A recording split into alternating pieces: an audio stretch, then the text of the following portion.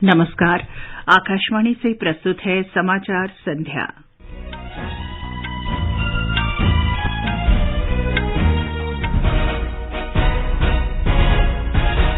उच्चतम न्यायालय ने केंद्र की नोटबंदी नीति को बरकरार रखा, कहा निर्णय लेना त्रुटिपूर्ण नहीं। प्रधानमंत्री नरेंद्र मोदी ने भारत के अतीत के बारे में बेहतर जागरूकता पैदा करने के लिए आधुनिक भारतीय इतिहास पर शोध के दायरे को व्यापक बनाने की आवश्यकता पर बल दिया। 5 दिन चलने वाली भारतीय विज्ञान कांग्रेस कल से नागपुर में शुरू होगी। प्रधानमंत्री मोदी वीडियो कॉन्फ्रेंस के माध्यम से संबोधित करेंगे। विदेश मंत्री एस जयशंकर ने कहा, रूस यूक्रेन टकराव से ईंधन, भोजन और उर्वरकों की आपूर्ति की चिंता बढ़ी। रेलवे ने यात्री खंड में कुल अनुमानित आय में 71% की वृद्धि दर्ज की। उत्तर भारत में शीतलहर का प्रकोप जारी, अधिकतर राज्यों ने सर्दियों की छुट्टियां बढ़ाई।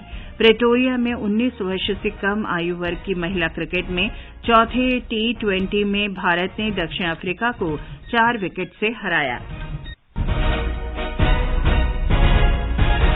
समाचार संध्या के साथ मैं चंद्रिका जोशी। उच्चतम न्यायालय ने वर्ष 2016 में 500 और 1000 रुपये के नोटबंदी के निर्णय को सही ठहराया है। न्यायालय ने कहा है कि इस निर्णय से पहले केंद्र सरकार और भारतीय रिजर्व बैंक के बीच परामर्श हुआ था। बहुमत के आधार पर फैसला देते हुए न्यायमूर्ति BR गवई ने कहा कि नोटबंदी का उद्देश्य कालाबाजारी रोकना और आतंकी गतिविधियों के लिए धन पर रोक लगाना था। उच्चतम न्यायालय ने कहा कि केंद्र सरकार की नोटबंदी की 8 नवंबर 2016 की अधिसूचना वैध थी। 5 न्यायाधीशों की पीठ ने कहा कि नोटों को बदलने के 52 दिन के समय को अनुचित नहीं कहा जा सकता। न्यायालय ने 7 दिसंबर को 58 याचिकाओं पर फैसलों को सुरक्षित रखा था। न्यायमूर्ति नागरत्नन ने फैसले पर असहमति व्यक्त की। भारतीय जनता पार्टी ने नोटबंदी पर उच्चतम न्यायालय के निर्णय का स्वागत करते हुए कहा है कि देशहित में लिए गए इस फैसले को सही ठहराया गया है। नई दिल्ली में पार्टी प्रवक्ता रविशंकर प्रसाद ने कहा कि आतंकी गतिविधियों के लिए धन उपलब्ध कराने और काले धन को रोकने के लिए नोटबंदी का निर्णय लिया गया था। उन्होंने कहा कि ये आतंकवाद पर सबसे बड़ा प्रहार था। सुप्रीम कोर्ट का एक बहुत ही महत्वपूर्ण फैसला आया है, जिसमें उन्होंने 2016 के नरेंद्र मोदी सरकार के ऐतिहासिक फैसले, जिसमें 500 और 1000 के नोट को डिमोनेटाइज किया गया था, उसकी वैधानिकता को चुनौती देने वाले सारे याचिकाओं को अस्वीकार कर दिया है। This whole exercise was done for a valid cause, namely removing fake currency, containing terror funding, black marketing, etc. Shri Ravishankar ने इस निर्णय का विरोध करने के लिए कांग्रेस की कड़ी आलोचना करते हुए कहा कि विपक्षी दलों ने अर्थव्यवस्था को नुकसान पहुंचाने वाले लोगों का बचाव किया। श्री प्रसाद ने कहा कि इस ऐतिहासिक निर्णय के कारण भारत आज डिजिटल भुगतान में शीर्ष पर पहुंच गया है। इस बीच कांग्रेस ने कहा है कि क्या नोटबंदी के लक्ष्यों को हासिल किया गया, इस बारे में उच्चतम न्यायालय के फैसले में कुछ नहीं बताया गया है। पार्टी प्रवक्ता जयराम रमेश ने कहा कि नोटों के चलन को कम करने, कैशलेस अर्थव्यवस्था, नकली नोट रोकने और आतंकवाद को खत्म करने के लक्ष्य को हासिल नहीं किया जा सका। प्रधानमंत्री नरेंद्र मोदी ने लोगों में प्राचीन भारत के बारे में बेहतर जानकारी के लिए भारत के आधुनिक इतिहास के अनुसंधान का दायरा बढ़ाए जाने की जरूरत पर बल दिया है। नई दिल्ली में नेहरू मेमोरियल म्यूजियम और लाइब्रेरी सोसाइटी के अध्यक्ष के तौर पर उसकी आम वार्षिक बैठक को संबोधित करते हुए उन्होंने ये विचार व्यक्त किए। उन्होंने कहा कि वर्तमान और भावी पीढ़ी की जानकारी के लिए देश में ऐसी संस्थाओं की आवश्यकता है जो अनुसंधान पर आधारित तथ्यों का संग्रह करें, जिससे वर्तमान और भविष्य की पीढ़ी लाभान्वित हो। प्रधानमंत्री ने कहा कि प्रधानमंत्री संग्रहालय को युवाओं में लोकप्रिय बनाने के लिए कॉलेजों और विश्वविद्यालयों में प्रतिस्पर्धाएं आयोजित की जानी चाहिए। श्री मोदी ने आशा व्यक्त की कि निकट भविष्य में यह संग्रहालय देश और विदेश से दिल्ली आने वालों के लिए मुख्य आकर्षण होगा। स्वामी दयानंद सरस्वती की आगामी 200वीं जयंती के बारे में प्रधानमंत्री ने शिक्षण और सांस्कृतिक संस्थाओं से आग्रह किया कि वे उनके योगदान और आर्य समाज के बारे में अनुसंधान पर आधारित आलेख प्रस्तुत करें। प्रधानमंत्री नरेंद्र मोदी ने श्री मंथु पद्मनाभन की जयंती पर उन्हें श्रद्धांजलि अर्पित की है। उन्होंने कहा कि श्री पद्मनाभन का पूरा जीवन दूसरों की सेवा में समर्पित था। प्रधानमंत्री ने कहा कि उन्होंने ग्रामीण विकास को आगे बढ़ाने के लिए व्यापक प्रयास किए और स्वतंत्रता आंदोलन में महान योगदान दिया। प्रधानमंत्री नरेंद्र मोदी ने लूला डी सिल्वा को ब्राजील के राष्ट्रपति के रूप में कार्यभार संभालने पर बधाई दी है। श्री मोदी ने उनके तीसरे सफल कार्यकाल की कामना की और कहा कि ये भारत ब्राजील रणनीतिक साझेदारी को मजबूत करने के लिए ब्राजील के साथ काम करने की वे आशा करते हैं।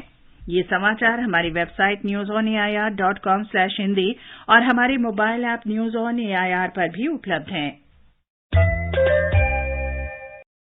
समाचार संध्या में आपका फिर स्वागत है।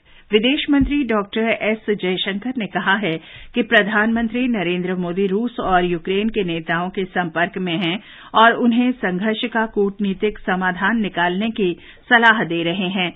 डॉक्टर जयशंकर ने वियना में ऑस्ट्रिया के विदेश मंत्री अलेक्जेंडर शॉलेनबर्ग के साथ वार्ता के बाद एक संयुक्त प्रेस विज्ञप्ति में ये बात कही। डॉक्टर जयशंकर 2 देशों के दौरे के दूसरे चरण में साइप्रस से ऑस्ट्रिया पहुंचे हैं। उन्होंने कहा कि रूस यूक्रेन टकराव से ईंधन, भोजन और उर्वरकों की आपूर्ति के बारे में चिंता बढ़ रही है। उन्होंने अंतर्राष्ट्रीय शांति और सुरक्षा के लिए आतंकवाद से उत्पन्न खतरों पर भी बात की। More intense challenge that we face on our northern borders with China. I think most of you would be familiar with that. We continue to have, of course, the problem about cross-border terrorism with Pakistan.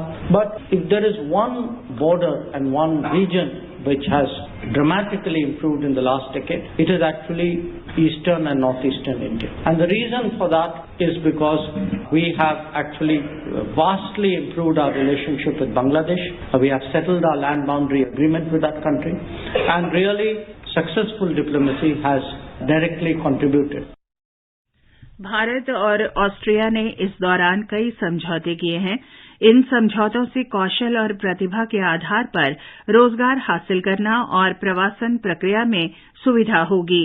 Doctor Jaishankar ने बताया कि Austria यूरोपीय संघ में भारत के लिए एक महत्वपूर्ण साझेदार है और नई दिल्ली मुक्त व्यापार समझौते, निवेश समझौते और भौगोलिक संकेतक समझौते का समर्थन करता है।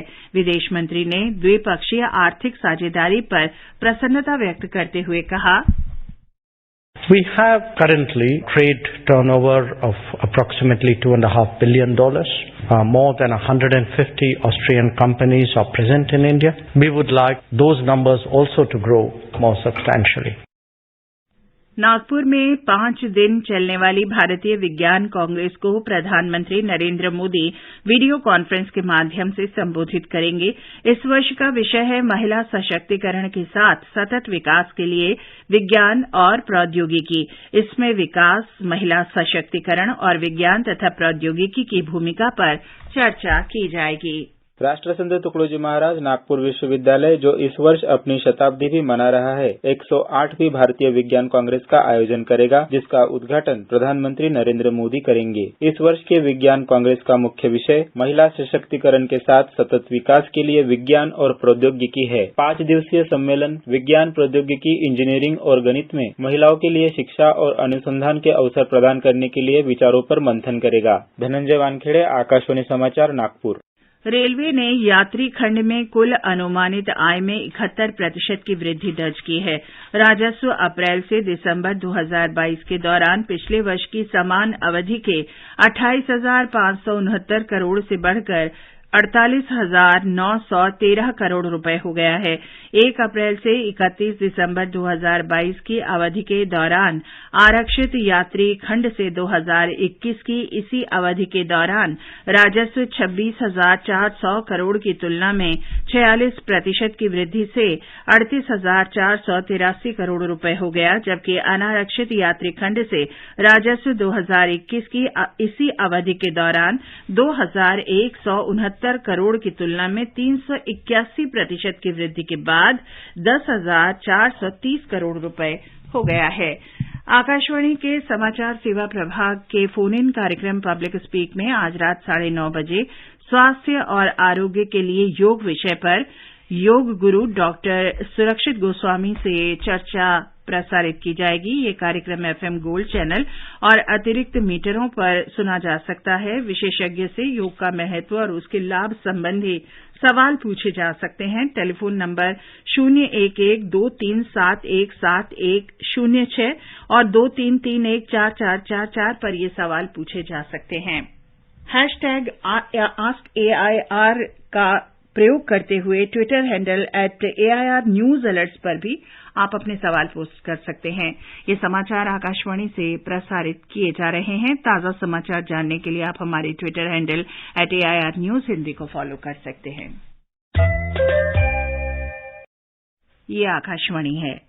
मौसम विभाग ने आने वाले दिनों में पंजाब, उत्तर प्रदेश और बिहार में घने कोहरे और कड़ाके की ठंड का अनुमान व्यक्त किया है। मौसम विभाग में वरिष्ठ वैज्ञानिक आरके जैनमणि ने आकाशवाणी समाचार को बताया कि दिल्ली में तापमान गिरने और 3 जनवरी को शीतलहर की आशंका है। उन्होंने कहा कि बिहार और उत्तर प्रदेश सहित देश के उत्तरी हिस्सों में घना कोहरा छाया रहेगा। फोरकास्ट की बात करें तो ऑरेंज कलर वार्निंग जो है मेनली पंजाब, हरियाणा, उत्तर प्रदेश, बिहार में घना कोहरा या डेंस पक्का दिया गया है और दिल्ली में 3 या 4 तारीख को कोल्ड वेव हो सकता है और तापमान 4 से 6 डिग्री रहेगा मिनिमम। उत्तर भारत में घने कोहरे के साथ शीतलहर से जनजीवन अस्त व्यस्त है, इसलिए अधिकतर राज्यों ने स्कूलों में सर्दियों की छुट्टियां बढ़ा दी हैं। राष्ट्रपति द्रौपदी मुर्मू कल से 2 दिन के राजस्थान दौरे पर रहेंगी। वे जयपुर के राजभवन में संविधान उद्यान का उद्घाटन करेंगी और राजस्थान में सौर ऊर्जा क्षेत्रों के लिए ट्रांसमिशन प्रणाली की वर्चुअल शुरुआत करेंगी। इसके अलावा राष्ट्रपति 1000 मेगावाट बीकानेर सौर ऊर्जा परियोजना की आधारशिला रखेंगी। वे ब्रह्म कुमारी द्वारा आयोजित rise rising India through spiritual empowerment पर एक राष्ट्रीय अभियान में मुख्य अतिथि के रूप में शामिल होंगी। राष्ट्रपति बुधवार को पाली में स्काउट्स एंड गाइड्स के 18वें राष्ट्रीय जंबूरी का उद्घाटन करेंगी। प्रेटोरिया में भारत और दक्षिण अफ्रीका के बीच अंडर 19 महिला T20 क्रिकेट मैच में भारत ने दक्षिण अफ्रीका को 4 विकेट से हरा दिया है। दक्षिण अफ्रीका ने भारत को जीत के लिए 87 रन का लक्ष्य दिया था। जवाब में भारत ने 14 ओवर और 4 गेंद में 87 रन बनाकर जीत हासिल की। 5 मैचों की श्रृंखला में भारत 2-0 की बढ़त ले चुका है। प्रवर्तन निदेशालय ईडी ने आईडीबीआई बैंक ऋण धोखाधड़ी मामले में 20 करोड़ से अधिक की संपत्ति कुर्क की है। बैंक से धोखाधड़ी से मछली पालन के लिए ऋण प्राप्त करने के आरोपियों के खिलाफ विशाखापत्तनम और हैदराबाद की केंद्रीय जांच ब्यूरो और भ्रष्टाचार निरोधक शाखा की प्राथमिकी के आधार पर जांच शुरू की गई है। और अब आर्थिक जगत की खबरों के साथ हैं विभूति कुमार मिश्र। सेंसेक्स 327 अंक बढ़कर 61,168 पर बंद हुआ, जबकि निफ्टी 92 अंकों की बढ़त के साथ 18,197 पर बंद हुआ। मल्टी कमोडिटी एक्सचेंज में फरवरी अनुबंधों के लिए सोना अंतिम समाचार मिलने तक आज प्रति 10 ग्राम 55,175 रुपये पर कारोबार कर रहा था, जबकि मार्च अनुबंधों के लिए चांदी 69,615 रुपये प्रति किलोग्राम पर कारोबार कर रही थी और क्रूड ऑयल की कीमत में आज 3% की तेजी दिखी गई। अंतर्दिवसीय कारोबार में ब्रेंट क्रूड प्रति बैरल $85 और 90 सेंट पर कारोबार कर रहा था। आकाशवाणी समाचार के लिए विभूति कुमार मिश्र।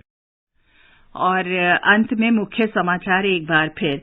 उच्चतम न्यायालय ने केंद्र की नोटबंदी नीति को बरकरार रखा, कहा निर्णय लेना त्रुटिपूर्ण नहीं। प्रधानमंत्री नरेंद्र मोदी ने भारत के अतीत के बारे में बेहतर जागरूकता पैदा करने के लिए आधुनिक भारतीय इतिहास पर शोध के दायरे को व्यापक बनाने की आवश्यकता पर बल दिया। 5 दिन चलने वाली भारतीय विज्ञान कांग्रेस कल से नागपुर में शुरू होगी। प्रधानमंत्री मोदी वीडियो कॉन्फ्रेंस के माध्यम से संबोधित करेंगे। विदेश मंत्री डॉक्टर एस जयशंकर ने कहा, रूस यूक्रेन टकराव से ईंधन, भोजन और उर्वरकों की आपूर्ति की चिंता बढ़ी। रेलवे ने यात्री खंड में कुल अनुमानित आय में 71% की वृद्धि दर्ज की। उत्तर भारत में शीतलहर का प्रकोप जारी। और प्रेटोरिया में 19 वर्ष से कम आयु वर्ग की महिला क्रिकेट में चौथे T20 में भारत ने दक्षिण अफ्रीका को 4 विकेट से हराया। इसके साथ ही समाचार संध्या का ये अंक समाप्त हुआ। नमस्कार।